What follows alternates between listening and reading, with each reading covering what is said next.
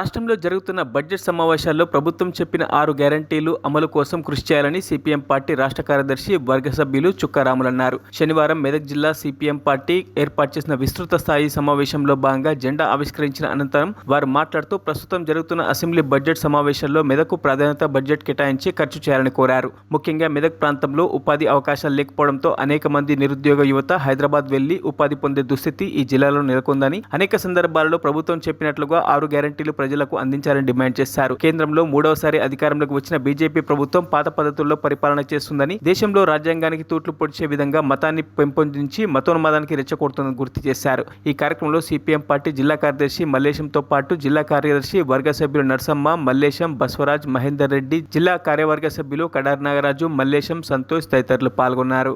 దృష్టితోటి ఇక్కడ అభివృద్ధి గురించి పనిచేయాలని చెప్పేసి సిపిఎం పార్టీ డిమాండ్ చేస్తూ ఉంది.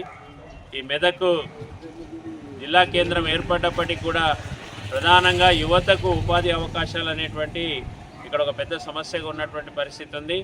అనేక మంది చదువుకున్నటువంటి యువతీ యువకులు ఇవాళ ఉపాధి కోసం మళ్ళీ హైదరాబాద్ నగరం మీద పడాల్సినటువంటి పరిస్థితి వస్తూ ఉంది.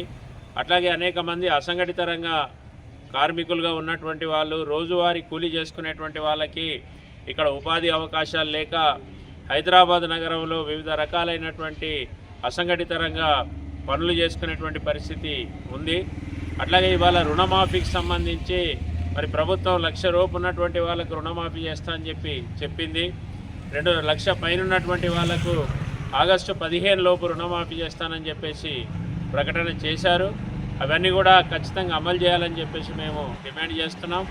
అట్లాగే ఇవాళ వానాకాలం సంబంధించి గత ప్రభుత్వం రైతు బంధు పేరుతోటి పెట్టుబడి సహాయం చేసే పరిస్థితి ఉంటే, కానీ కాంగ్రెస్ గవర్నమెంట్ వచ్చిన తర్వాత ఇప్పుడు వానాకాలం రైతు బంధును రైతు భరోసాగా మేము దాన్ని ఎకరాకు 15,000 రూపాయలు ఇస్తామని చెప్పేసి భరోసా చేశారు.